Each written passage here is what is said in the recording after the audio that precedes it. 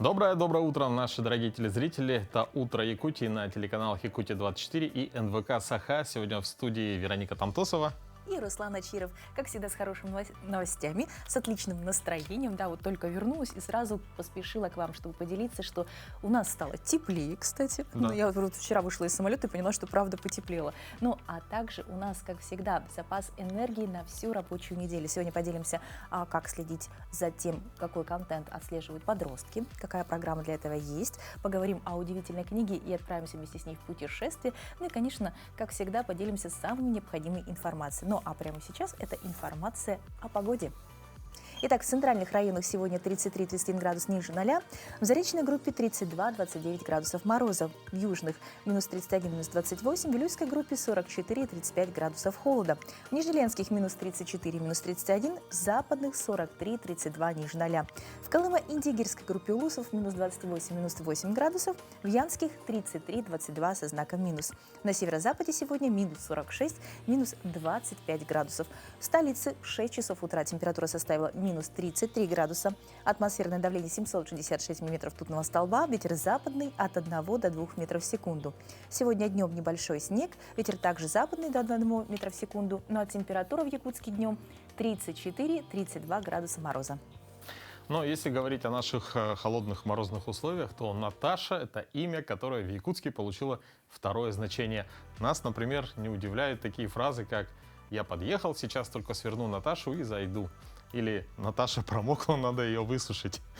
Ну, портативные гаражи, которые пришли к нам из Улан-Удэ, получили огромную популярность и обрушили цены на аренду теплых гаражей. И, в свою очередь, увеличили количество автомобилей, эксплуатируемых зимой. Слово передаем Евгению Никифорову. Жители города Якутска и наши гости давным-давно привыкли к интересному зимнему пейзажу во дворах и на парковках. Это автомобили, укрытые зимним портативным гаражом, по сути чехлом, именуемым в народе Наташа. Достаточно удобная вещь, и сегодня мы попробуем показать, насколько быстро можно Наташу развернуть и накрыть ей автомобиль. Смотрим. Нам удалось пообщаться, поговорить с одним из владельцев портативного гаража Наташа, с Виталием. Хотим задать ему несколько вопросов. Добрый день! Всем привет! Виталий, скажите, пожалуйста, вот особенности эксплуатации портативного гаража. В чем плюсы и минусы, на ваш взгляд?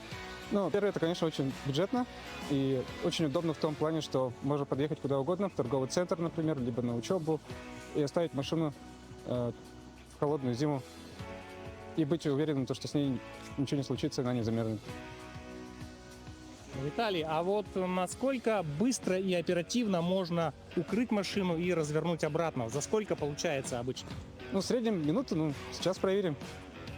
Да, у нас появилась отличная возможность попробовать запустить таймер и посмотреть. Обычный автолюбитель в течение какого времени может укрыть машину и сложить обратно. Итак, достаем наш таймер. Сейчас у нас пройдет своего рода челлендж. Мы попробуем засечь время, за которое рядовой автолюбитель сможет развернуть, точнее свернуть Наташу и потом снова развернуть. Итак, Виталий, на счет 1, 2, 3, поехали! При определенном навыке наверняка это делается быстро. Смотрите, то есть видно, что человек всю зиму действительно проездил с портативным гаражом. Возможно, первые разы было не так быстро. А теперь вот прошло всего лишь полминутки, и машина уже практически открыта. Вот так вот это делается. Здесь есть еще нюанс. Обратите внимание, многие возят портативные гаражи в багажнике. Это тратится какое-то время на складывание ее в салон машины. Прекрасная работа, прекрасное время. Такое чувство, что тренировался Виталий. Хотя в минус 50, мне кажется, от скорости установки и разукомплектации Наташи очень многое зависит, пока не замерзли. Теперь у нас обратная процедура. Сколько времени понадобится для того, чтобы укрыть машину. Итак, запускаем наш таймер. Бункс, вперед. Мне кажется, что накрывать машину портативным гаражом еще проще, потому что здесь не нужна такая аккуратность при сворачивании. Достаточно просто раскинуть ее по всей поверхности кузова. Еще быстрее получилось.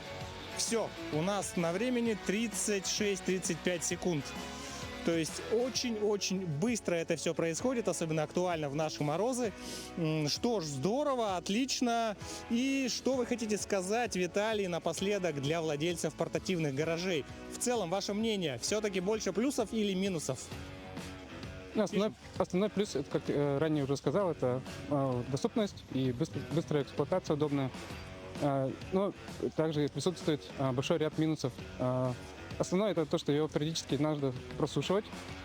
Для этого существуют специальные сервисы, но многие умудряются оставлять свои портативные гаражи на сушку в гаражах или даже в подъездах многоквартирных домов, что на самом деле очень пожароопасно. Также я читал то, что использование портативных гаражей очень негативно сказывается на экологии в целом. И надеюсь, что в ближайшее время появятся альтернативные способы сохранения автомобиля зимой. Ну что ж, друзья, использовать зимой портативный гараж или нет, это личное дело каждого. Есть свои плюсы, есть свои минусы.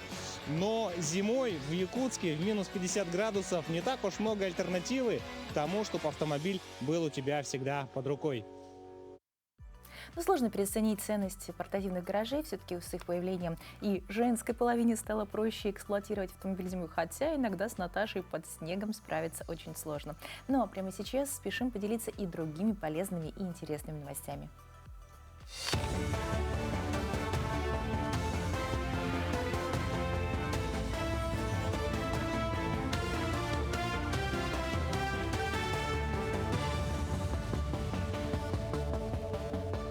Доброе утро, Якутия. Последние новости к этому часу.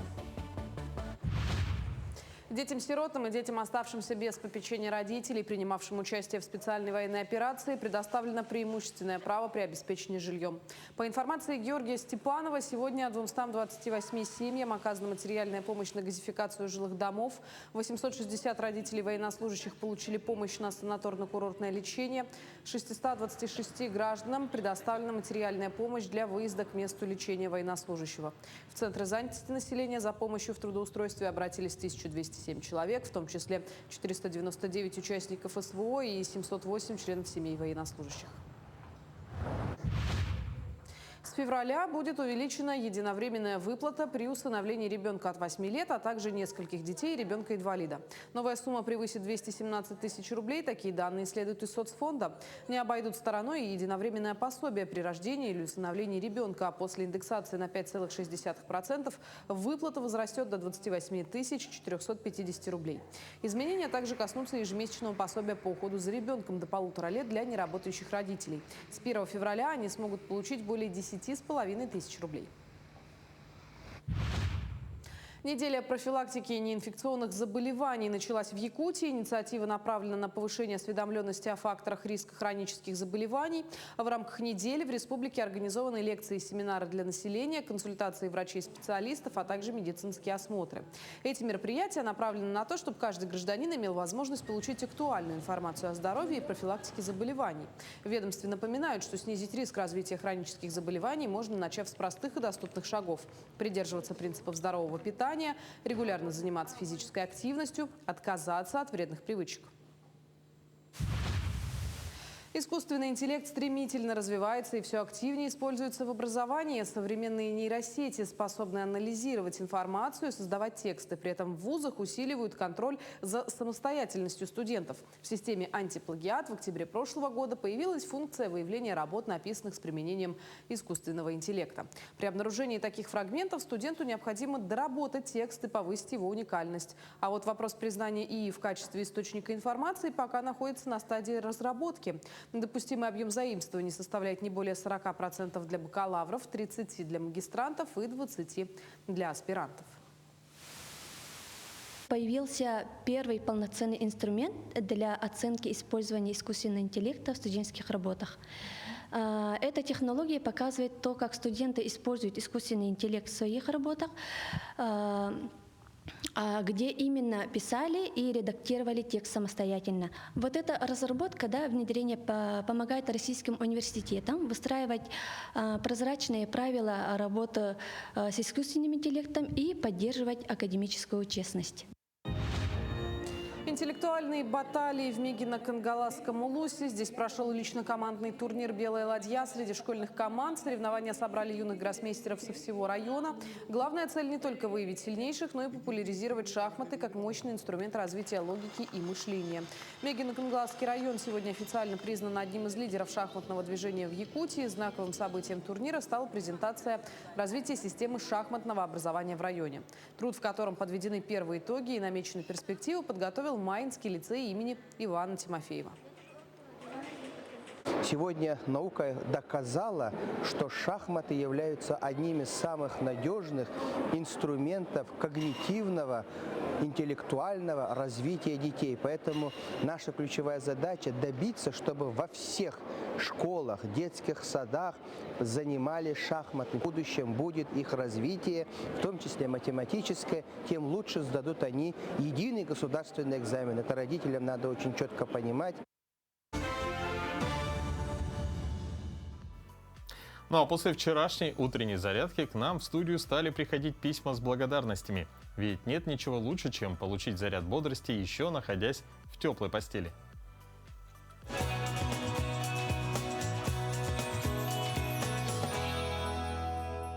Всем доброе утро! Сегодня я хочу показать вам зарядку, которую вы можете выполнять прямо не вставая с постели. Лучше, конечно, встать, но если вдруг вы поленитесь или у вас будет какое-то плохое настроение, поэтому вы можете прямо не вставая с кровати. Итак, первое упражнение. Мы с вами лежим, мы только проснулись, ручки кладем за голову и начинаем крутить ножками. Упражнение называется велосипед. Вы это упражнение можете делать 1-2 минуты, оно несложное. Вам будет очень приятно и комфортно это делать. Можете немножечко приподнять голову, чтобы задействовать немножечко пресс. И так же самое дышим спокойно, получаем удовольствие. Так, покрутили коленками. Следующее упражнение у нас будет подъем колен к груди. Поднимаем колено и прижимаем его к груди. Делаем это упражнение очень медленно. Также 15-20 повторений. Мы делаем вдох, выдох, вдох, выдох. 8, 7. Коленку прям прижимаем к груди, чтобы у нас растянулась ягодица. Делаем вдох, при подъеме делаем выдох.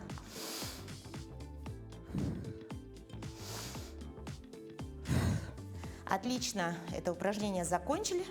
Поднимаем ножки вверх, поднимаем ручки вверх и начинаем ими вращать, трясти. Разгоняем лимфу.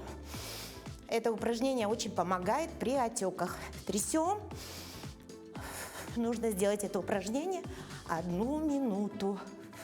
Трясем ручками, трясем ножками. Так, потрясли. Теперь следующее упражнение. У нас будет подъем прямой ноги и касание носка. Также делаем вдох, выдох, вдох, выдох. 8, 7. Немножко можно приподнять корпус. Также задействуется у нас пресс.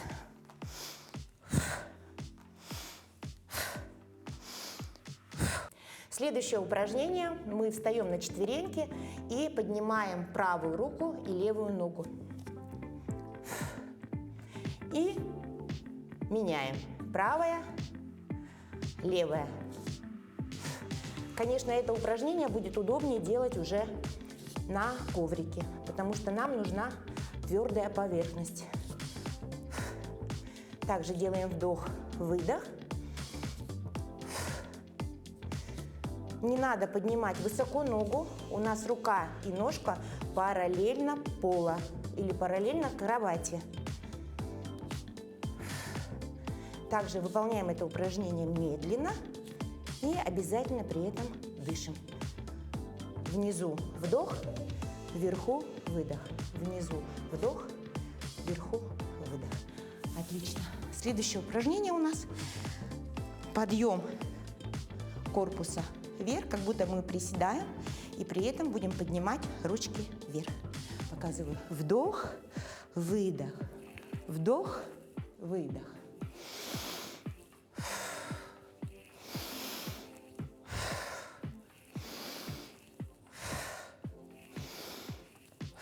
Улыбаемся. Поднимаем себе настроение. Сегодня будет самый лучший день. Сегодня у нас была вот такая необычная легкая зарядка, которую вы можете выполнять прямо не вставая с постели. Всем пока и прекрасного настроения. Ну вообще, как может быть настроение не прекрасным? До начала весны осталось ровно 33 дня. На календаре 27 января. И какие знаменательные события, связанные с сегодняшним днем, нам расскажет наша рубрика «Даты и события».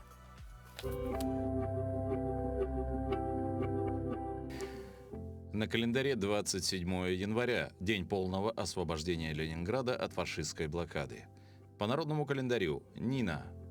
Обряды скотины, выходя на улицу, подмечали приметы. Если деревья покрывались инеем, это предвещало тепло, а вот белые облака сулили стужу. Если в морозный день шел снег, ждали потепления, а если на закате появлялся столб солнечного света, наоборот, готовились к морозам. Считалось, что раннее пение петухов обещает тепло, а карканье вороны поутру – метель. Этот день в истории. 1924 год. В Москве открыт мавзолей Ленина. 1944 год. Снятие блокады Ленинграда. В 1945 году советские войска освободили узников Освенцима. В 1967 году космос объявлен достоянием всего человечества. В этот день родились в 1756 году Вольфганг Моцарт, австрийский композитор и музыкант. В 1775 году Фридрих Шеллинг, немецкий философ. В 1926 году Михаил Салтыков-Щедрин, русский писатель-прозаик, сатирик. В 1832 году родился Льюис Кэрролл, английский математик, философ и писатель-сказочник. В 1836 году Леопольд фон Зехер-Мазох, австрийский писатель. В 1841 году Архип Куинджи, русский художник, мастер пейзажной живописи. В 1888 году родился Виктор Гольдшмидт, норвежский химик и геолог. В 1891 году Илья Эренбург, советский писатель, поэт, переводчик, публицист и общественный деятель. В 1904 году родился Джеймс Гибсон, американский психолог, один из основателей экологической психологии. В 1932 году Рима Казакова, советская и российская поэтесса, автор многих популярных песен. В 1932 году Борис Шахлин, советский гимнаст, семикратный олимпийский чемпион. Именины сегодня отмечают Агния, Адам, Андрей, Аристарх, Вениамин, Давид, Иван, Илья, Иосиф, Макар, Марк, Моисей, Нина, Павел, Прокол, Сава, Сергей, Степан, а также Феодул. Вот такой удивительный и замечательный сегодня день. Ну, а что вам поднимает настроение с утра? Ну, я не могу похвастаться ничем оригинальным. Это, конечно, что-нибудь сладенькое, кофе. Сладкоежки, вы здесь? Следующий сюжет для вас. Мы показали тортики прохожим, и они пытались их угадать. Попробуйте и вы. Первый торт. Наполеон. Наполеон. Не знаю. Да, это Наполеон. Наполеон. Медовик? Наполеон? Это Наполеон, я точно знаю. Следующий торт. Красный бархат. Красный бархат? Красный бархат. Красный бархат. Красный бархат. Бархатный какой-то, или как он называется? Бархатный, вроде бы. Ну. Красный бархат. А, да, красный бархат. Ага. Тирамису. Тирамису. Тирамису. Тирамису. Медовый. Это медовый. Моя мама делает его. Очень вкусный. Медовик. Медовый. Следующий торт. Может, он просто шоколадный? Шоколадный торт. Ну да, он шоколадный, но у него есть название. А с этим уже заминочка вышла. Брауни. Нет. Что-то шоколадный? что-то шоколадное. Да, он шоколадный, но у него название Три шоколадные. как город. Город в Чехии. Прага? Да. Шоколадный, 3 шоколада или шоколадный. Как город? Нет, нет. Нет, не можем. Прага. Ну ладно. Гарри Поттер. Хагрид подарил Гарри Поттер на день рождения. Наш? Нет. Это Гарри Поттер. Из какого фильма Да, нет, Нет. не можем вспомнить. Давай. Я забыл, как его зовут. Это Карлсон. Мультфильм моего детства. Карлсон.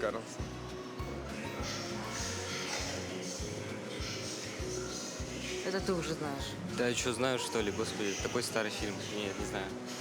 Я не знаю. Про вампиров. Сага это. Ой, «Сумерки». Свадьба Белла. Это свадьба Эдварда. «Сумерки». Отчаянные домохозяйки? Ну, точно не «Сумерки», да? Сумерки. Какого самый любимый торт? Самый любимый Прага. Люблю шоколадный торт. Ну, «Красный бархат». Дома медовик. Наполеон. Почему? Ну, нравится мне, вкусный. У меня красный бархат. Красный бархат и медовик. Ну а питание в школах и детских садах – это не просто вопрос расписания приемов пищи, а важнейшая часть здоровья и развития детей. Особенно актуально это для нашего региона, где климатические особенности предъявляют особые требования к рациону. Недавно эксперты обсуждали новые научные подходы к организации детского питания в Якутии. У нас в студии Варвара Васильева, директор Центра отдыха и оздоровления детей. Доброе утро. Доброе утро. А скажите, как на практике применяются новые научные подходы к питанию, обсуждающиеся на совещании в детских оздоровительных лагерях и учреждениях республики? Сейчас на данном этапе жизни очень активно внедряются, потому что есть требования, есть региональные стандарты как раз-таки, да, по оказанию услуг в организации питания в наших образовательных организациях нашей республики.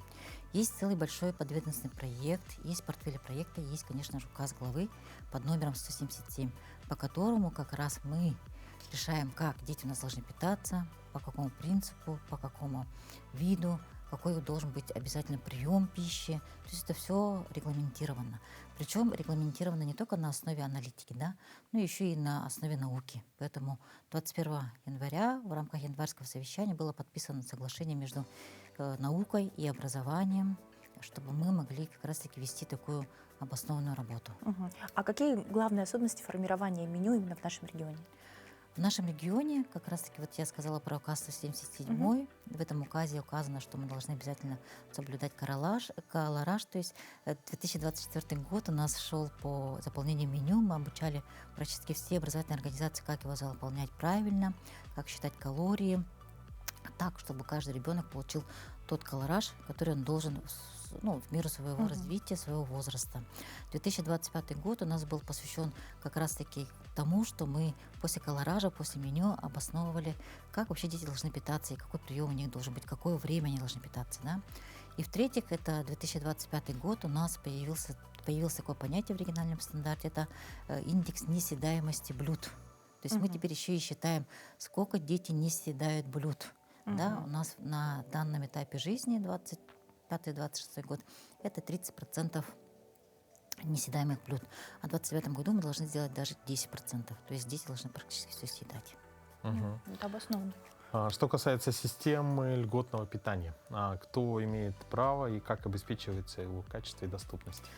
Вообще у нас из федерального бюджета идут средства для всех учащихся начальной школы. То есть с 1 по 4 класс все дети, это порядка 50 тысяч, более чем 50 тысяч детей, да, у нас получают бесплатное питание, горячее питание. Это горячие завтраки, и получается к 11 часам они получают между завтраком и обедом, да.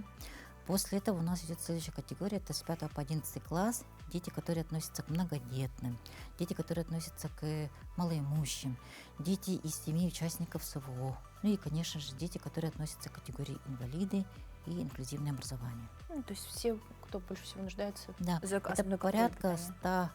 110 тысяч детей, которые у нас обучаются на территории нашей республики. А вот как организован контроль за качеством продуктов и готовых блюд в детских учреждениях? Обязательно должно быть в школе, это родительский контроль. То есть родители должны быть участниками. В первую очередь мы должны оповещать, какое меню есть у ребенка в школе, чем он питается, как он питается, по какому расписанию.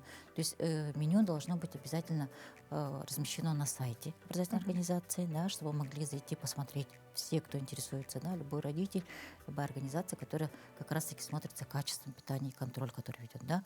Ну и, конечно же, мы сами должны физически видеть меню, то есть оно должно висеть при входе в столовую, и обязательно должны видеть в наличии, вот, например, скажем, на витринах мы должны видеть как раз эти блюда. А скажите, а какие продукты или блюда включаются в рацион? Ну, вот как раз вы вначале меня спрашивали, торты можно или нет, по идее. Был сюжет, да? Да, сюжет был, да, как раз таки мы обсуждали. Торты вот в таком виде, который вы видели, конечно, нельзя, потому что там наличие калориев очень большое, очень много масла, вы сами понимаете, да, сладостей. Конечно, могут быть пирожные, могут быть коржи, могут быть булочки, да. То есть вот это все можно, в принципе. Это все в рамках Санпина, который как раз-таки говорит о питании наших школьников и дошкольников. Но кроме этого еще и должны быть продукты, которые обязательно прошли через Меркурий, это качество. Ну и который имеет честный знак. Это цифровая платформа, где мы должны точно знать, что это блюдо можно употреблять. Ну, то есть безопасно. Конечно. Вот как раз-таки питание, вот перебью, да, это история про безопасность вообще по отношению к детям. Безопасность, прежде всего, мы должны понимать, что ребенок, идя в школу, в дошкольной организации, да, он питается правильно и причем безопасно. Для здоровья, для своего развития. Конечно. Вот, а как обстоят дела с кадровым обеспечением? Кто и как готовит для наших детей? В этом отношении у нас как раз-таки есть 4 организации образовательные, которые работают на территории нашей республики. Это, получается, Якутский техникум сервиса. Как раз-таки вот он занимается подготовкой поваров. Есть у нас один из больших федеральных университетов СФО. Это у нас АГАТУ готовит, и это у нас готовит Жатайский техникум. Ну, то есть прям квалифицированные кадры. Которые могут прийти и работать в столовых наших школ. Скажите, а как вовлекаются родители в процесс контроля питания, и можно ли учитывать их пожелания? Конечно. В первую очередь потребитель всей нашей услуги – это родитель. То есть если ребенок, например, скажем, непосредственный участник, да, процесса, то потребителем является родитель. И родитель должен знать, еще раз, вот как до этого говорила, он должен быть общественным контролером, который как раз-таки смотрит, чем питается ребенок, может, конечно же, давать свои предложения, может обсуждаться. Для этого проводятся общеродительские большие совещания, собрания и так далее.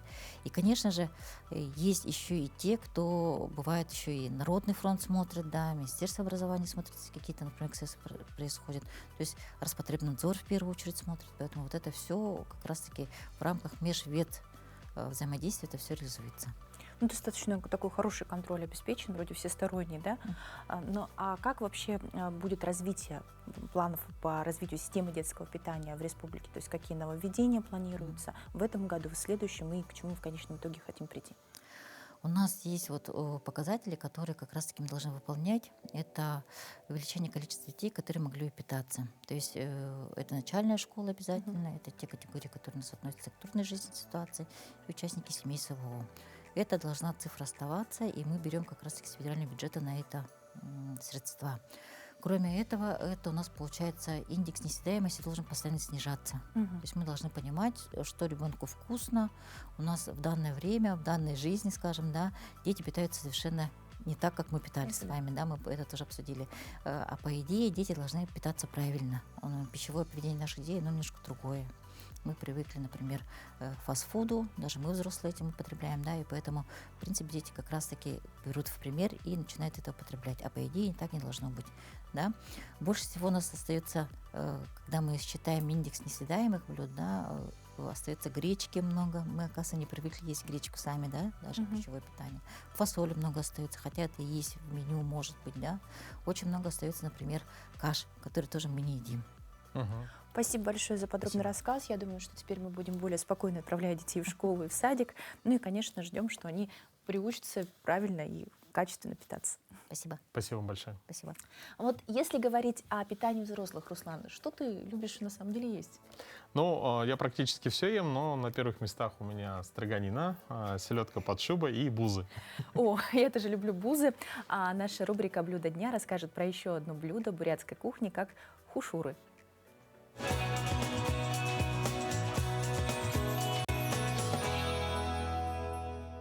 Доброе утро, дорогие друзья! Меня зовут Саяна Галсанова, и сегодня мы с вами погрузимся в мир бурятской кухни в эфире «Блюдо дня». Сегодня мы с вами будем готовить хушуры.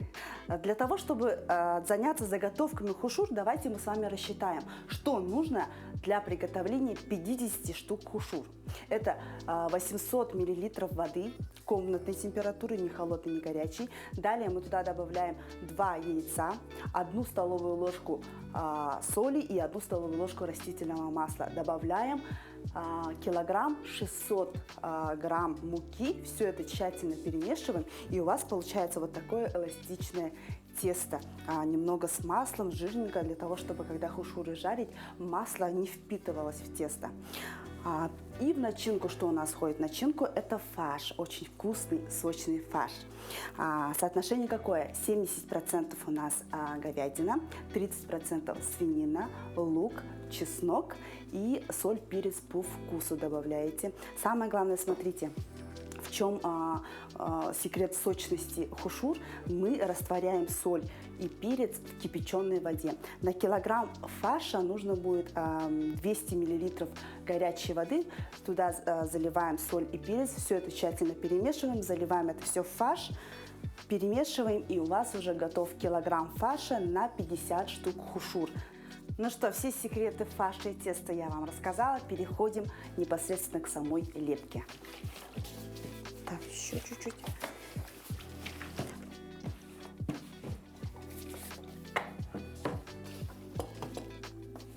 Итак, верхнюю часть мы смазываем мукой для того, чтобы она не прилипала, когда мы будем с вами тесто переворачивать. Диаметр у нас здесь 12 сантиметров. Вырезаем круг. Граммовка теста должна быть 27-28 грамм. С фаршем должно быть 47-48 грамм хушур. Есть несколько видов лепки. Я пользуюсь формочкой. Это очень удобно и максимально ускоряет процесс работы. Смотрите, прижимаем краешки очень плотненько, чтобы не было дырочек, чтобы сок не мог у нас никуда убежать. И вот такая красота у нас с вами получается. Это мини-чебуреки, да, а по-бурятски это хушуры. Сейчас мы с вами будем делать форму баргжа. Смотрите, защипка наверх, и начинаем с вами краюшки заплетать. Заплетаем, нажимаем очень сильно, усердно, потому что между дырочек может быть образоваться дырочка вот между этими, и сок может просочиться между ними. И зажимаем. Так можно готовить и пирожки. И вот такими вот движениями мы делаем вот такие вот складочки.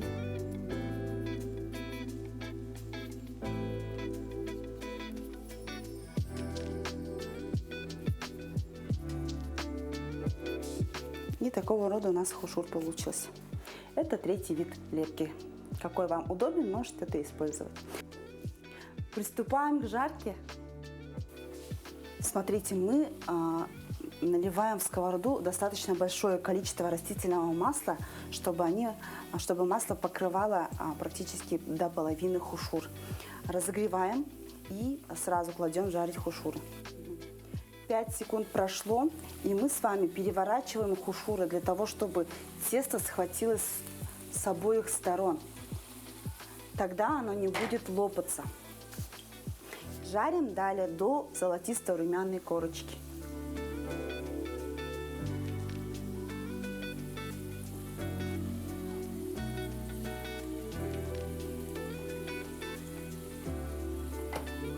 Мини-чебуреки, а по-бурятски хушуры уже готовы. Приятного аппетита! Ну вот, захотелось кушать. Ну а с чего начинается семейный завтрак у подростков? Ну, к сожалению, по статистике, с проверки информации за ночь, где в ленте во всевозможных гаджетах. Цифровой мир для наших детей — это и бескрайняя библиотека знаний, и увлекательная площадка для общения. Но, к сожалению, и пространство, полное невидимых угроз. Кто сегодня может гарантировать, что в соседней комнате, уткнувшись в экран, ребенок не станет жертвой мошенника, травли или опасного контента? Статистика неумолима. Каждый третий подросток сталкивается с кибербуллингом. Как оградить их от этого? И нужно ли тотально контролировать? Сегодня мы разберемся не в теории, а на практике.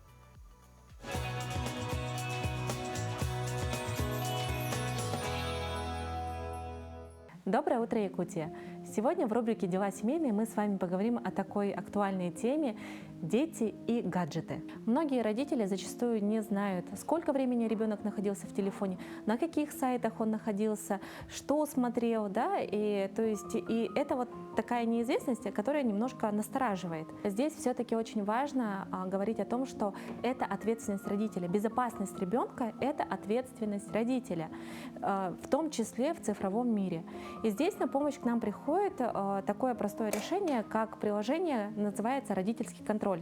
Это приложение существует в различных вариациях, его можно установить и на iPhone, и на Android, и таким образом спокойно контролировать гаджет своего ребенка. Как это работает?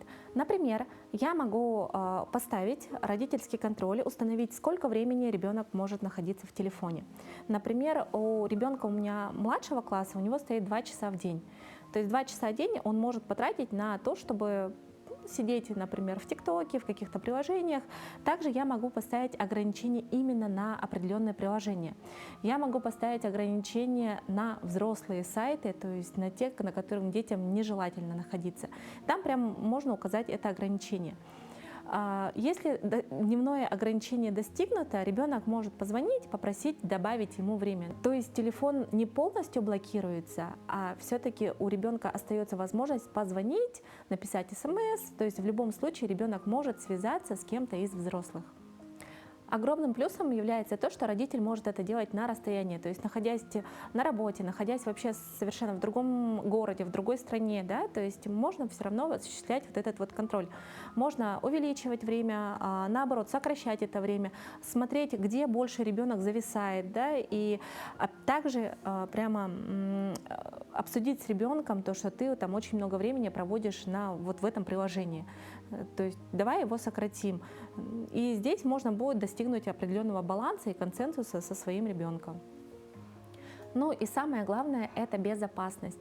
То есть я не только просто контролирую, сколько времени он там находится, да, ко мне приходит оповещение, то, что ваш ребенок установил такое-то приложение, то есть я смотрю, что это, да, игра, пусть играет, например, да, или там, что он куда-то зашел на какой-то сайт, или что были какие-то подозрительные, например, операции, да, то есть это все родитель вправе, все это просто проконтролировать, посмотреть и обеспечить безопасность своему ребенку. Конечно, мы не можем просто взять и убрать гаджеты насовсем из жизни наших детей. Это то, с чем им нужно учиться жить. Но ответственность родителя в том, чтобы обеспечить безопасность своему ребенку. Безопасность и контроль. То есть задача родителей – это научить ребенка пользоваться своими гаджетами так, чтобы это было ему во благо. Но вот как организовать досуг ребенка? Увлекательное путешествие зимой – вообще сложная задача. Если к концу января не осталось сил организовать культурный досуг детям, то можно воспользоваться фантазией и отправиться в сказочное путешествие по страницам любимых книг.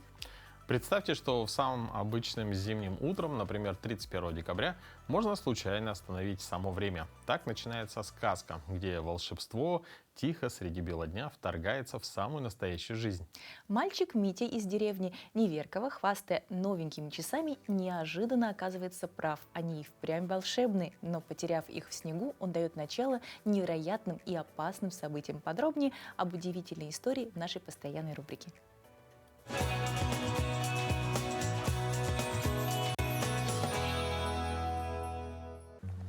Здравствуйте, друзья! Сегодня я расскажу вам о книге, которая напугала меня так, что я прочел ее за один вечер.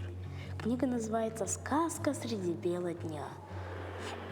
Виктор Виткович и Григорий Яхтфельд очень постарались написать сказку так, что отвлечься на что-либо не получится. Если на свете то, что лучше 31 декабря, когда ты утром нежишься в своей кроватке и точно знаешь, что будет веселье, подарки, игры и много вкусняшек. Вот, все любят этот день. И именно так начинается данная сказка. С теплого, уютного утра мальчика Мити из деревни Неверково под Ярославлем. Проснувшись, он услышал игры своих одноклассников и рванул играть к ним во двор, по пути выполняя мамины поручения. Уже на пороге он вспомнил про часы, которые подарила ему мама вчера. Часы с нарисованными стрелками на без 5:12. Надев их, он выбежал играть с друзьями во двор, а в кармане у него позвякивали его сокровища в железной коробке от Монпассье. Мальчишки катали снежных баб, и Митя тоже приступил катать. Мите очень хотелось похвастаться, и поэтому он начал крутить рукой, чтобы все увидели часики. Но только один вредный мальчишка, Сашка Тимошкин, взял часы, подложил их к уху и начал смеяться, что часы не работают и показывают правильное время только 2 раза в день. И это так сильно обидело Митю, что он со слезами на глазах и дрожащим голосом сказал ребятам, что эти часы волшебные, и если их остановить, то все время в мире остановится. Прям все часы, все будильники, и навсегда останется старый год, а новый так и не наступит. Все, дальше вы уж сами прочтите, дорогие мои друзья. В книге будет и добро, и зло, и обман, и драка со снежной бабой, и предательство в стане самих злодеев. Но без добрых людей, которые помогли Мите, не обошлось. Включайте вашу фантазию и спасайте Новый год вместе с Митей. Ищите эту книгу в моей любимой библиотеке. Известно, что чтение книг очень хорошо пополняет словарный запас. На нашей передаче и рубрика «Говорим правильно» помогают вспомнить правила русского языка.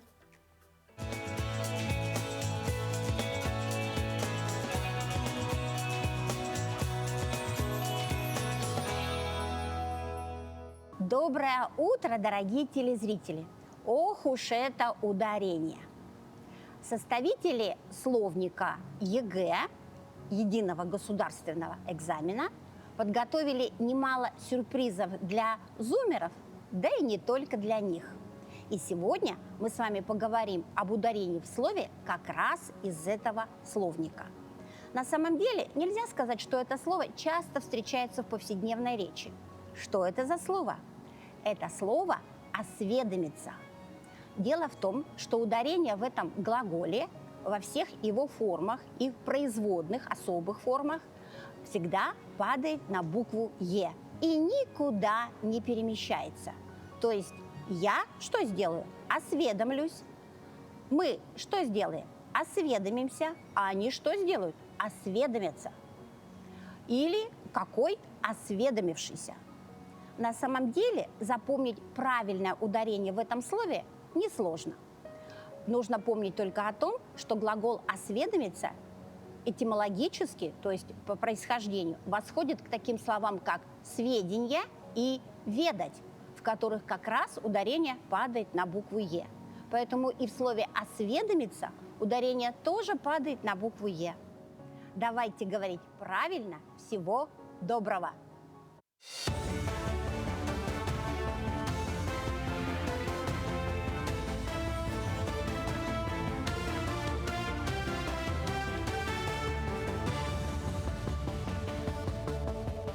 Мы продолжаем освещать самые заметные события. Доброе утро. Дальневосточную ипотеку в этом году взяли 47 тысяч семей. Об этом сообщила пресс-служба Минвостокразвития страны.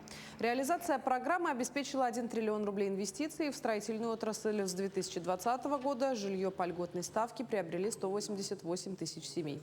Согласно условиям дальневосточной ипотеки, ставка не должна превышать 2%, максимальная сумма займа 6 миллионов рублей, а при покупке квартиры общей площадью от 60 квадратных метров 9 миллионов рублей.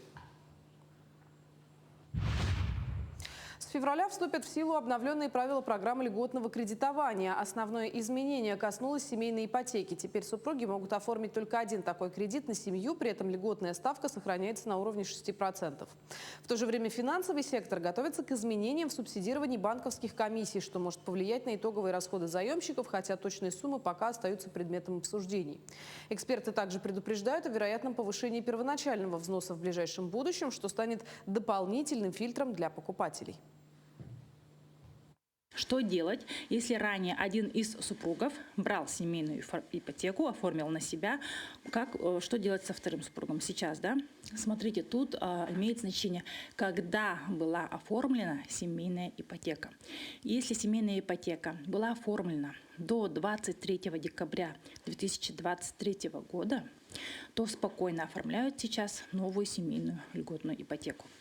Если же после вот этой даты, еще раз, 23 декабря 2023 года, была оформлена семейная ипотека на одного из супругов, то сейчас, чтобы взять вторую семейную ипотеку, необходимо будет закрыть первую ипотеку, ту семейную льготную, еще чтобы родился еще один ребеночек у нас. И третье условие, площадь должна быть больше той, которую они ранее приобретали по льготной ипотеке. Якутяне покорили международный фестиваль. Филиал Бердигистякской детской школы искусств «Телемагарас» продолжает радовать достижениями. В 2025 году его воспитанники стали лауреатами международного многожанрового фестиваля в городе Удалянче. С 2017 года филиалом руководит Кюне Наговицына. Ее подход к обучению широкий и многогранный. На фестивале в Удалянче юные артисты покорили жюри и зрителей яркими оригинальными постановками. Фестиваль собрал творческие коллективы и солистов из разных стран, представив настоящий калейдоскоп жанров. Якутия заявила о себе громко. В мероприятии участвовали 144 ребенка из республики. Я занимаюсь капюшером 1 год, и мы поехали в Китай. Мы в Удалянче были в бассейне и побывали в городе Хайха. И там мне очень понравился музей вулканов и китайская школа. Год культуры в Амгинском Улусе начался с открытия выставки мастеров кузнечного дела Александра Карамзина и Альберта Фомина. На выставке призеры 51-й международной выставки «Клинок традиции и современности», многократные победители и призеры республиканских конкурсов представили множество предметов, созданных своими руками. Экспозиция продлится до 20 февраля. В течение месяца для жителей Улуса запланированы 4 мастер-класса. И завершит цикл мероприятий круглый стол, посвященный технологиям кузнечного дела и обмену опытом между умельцами. В рамках этой выставки сегодня мы презентовали доспехи ламинарные якутского типа. Да? Шлем это является находкой, он официально есть, источников по научным трудам наших ученых и каталогах есть. А ламели, они хранятся в музее Ярославской, и оттуда мы именно по технологии мы нашли примерно вот такой должен быть, как должен выглядеть по практичности. На этом пока все. Эфир телеканала продолжит программа «Утро Якутии». Оставайтесь с нами. Продолжаем делиться новостями. 2026 год принес изменения в правила пользования пушкинской карты. Многие уже столкнулись с необходимостью перевыпуска, а другие ищут, на что интереснее всего потратить. На эти вопросы ответят наши гости. У нас в студии Анна Докторова, ведущий библиотекарь первой категории отдела информационно-библиографического обслуживания, и Аэлита Гоголева, методист Музея музыки и фольклора народов Якутии. Доброе утро. Доброе утро. Итак, Анна, что нужно сделать, чтобы оформить или перевыпустить пушкинскую карту? Можно оформить самостоятельно через приложение госуслуги и госуслуги культура, либо подойти к нам с паспортом, с НИЛС, ну и с телефоном. И наши специалисты помогут оформить виртуальную пушкинскую карту. Ну, то есть она не выдается на руки, это в приложении госуслуги культура. Ну и можно, наверное, нашим телезрителям напомнить, что такое пушкинская карта, да? Что это? Пушкинская карта – это возможность молодежи прикоснуться к культуре, к искусству. Это субсидия от государства. Карта с номиналом 5000 рублей в год. Ежегодно пополняется. Ежегодно пополняется, да. И в данном случае молодежи у нас считаются в возрасте? От 14 до 22 лет включительно. Я думал, молодежь у нас до 35, ну Но ладно. это вот, видишь, тоже поэтому мы и уточняем, что по закону у нас, да, 35, а вот видишь, пушкинская карта, она все-таки ограничена. Наверное, с Получается, 22 грубо говоря, для лет уже. студентов, да? То есть Да, для старших школьников, школьников. для студентов. Да. Мгм. Алит, расскажите о программах вашего музея, которые можно посетить по Пушкинской карте. Так, по вот национальной программе «Семья» по Пушкинской карте у нас действуют такие программы. Наша постоянная экспозиция — это музыкальная этнография коренных народов Якутии, это обучающий курс по жанрам фольклора, также есть целая вот программа обучения настольным играм, показы наших музейных мультфильмов, фильмов по эпосу фольклора вот, народов Якутии. Также есть целая программа «Музей всей семьей». Это когда носитель пушкинской карты может посетить наш музей со всей своей семьей, с родителями, с младшими братьями, сестрами. Туда входит экскурсия, показ мультфильма и игры вот, в национальные настольные игры. Ну, здорово. Но а чем отличается процедура перевыпуска карты в 2026 году? То есть каждый год же, получается, она пополнялась автоматически до этого, Да. а сейчас что нужно сделать? Сейчас нужно будет пользователю зайти в приложение «Госуслуги культура» и нажать на кнопку «Подать заявление на перевыпуск». Ну, в общем, Ничего сложного нету. Сложно. Да, ага. Процедура перевыпуска появилась именно вот в этом году. То есть до этого просто она была одна и та же. Ну, удобно. Мгм. Все просто. Ну, продолжаем также Аэлита общение с вами. Планирует ли музей запустить события или новые форматы программ, рассчитанные именно вот, на держателей карты Пушкинской? Да, конечно, уже в этом году, вот недавно же прошло вот праздник студентов, Татьянин день. К нему мы подготовили целый квест. Это программа именно направленная на студентов, на школьников, чтобы больше так узнать про свой фольклор. Как-то вот так. Поэтому приглашаем наших студентов, всех школьников посетить наш музей. Замечательно. Я думаю, что воспользуется приглашением. Да, но вообще интересно же, что, во-первых, это бесплатно получается, то есть, а во-вторых, это такой уникальный опыт, когда ты можешь узнать о родном крае, о родном эпосе. А вот часто ли молодежь стала интересоваться событиями в библиотеке? То есть Национальная библиотека стала же вообще таким эпицентром притяжения молодежи, вот туда ходят школьники, а вот более старшие школьники, то есть 14 лет, это уже достаточно много, для них что интересно в библиотеке? Да, молодежь стала интересоваться событиями, происходящими в стенах библиотеки. У нас очень много интересных мероприятий. Библионочь, ночь искусств. Ну вот все для молодежи, да, и не только.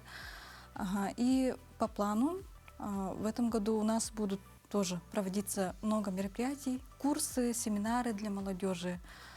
Можно ознакомиться со всеми новостями на нашем официальном сайте. И вот, получается, эти курсы, семинары тоже подпадают под возможность использовать пушкинские карты. Да, верно. То есть они не только могут посетить как культурное событие, но и приобрести новые знания. Да. А в целом вот держатели Пушкинской карты, какие вообще могут посещать? Вот, ну, музеи, да? Музеи, театры, мастер-классы, да, от НХМ могут, и кинотеатры. То есть 2000 рублей выделяется именно на кинотеатры. Могут посетить концерты российских звезд, да, которые вот прилетают к нам в Якутск. И карта действует, да, ну, по всей России. В этом очень огромный плюс ее. Санкт-Петербург, Москва. То есть, я так понимаю, в самом приложении можно посмотреть, можно ли воспользоваться Пушкинской картой именно на этом мероприятии? Да, или там список организаций есть, которые предоставляют вот, услуги. Ну или, наверное, нужно организаторов уточнить тоже. А Элита, что касается музея музыки и фольклора народов Якутии, где можно посмотреть афишу ваших мероприятий? Также вот, как вы сказали, это приложение «Культура».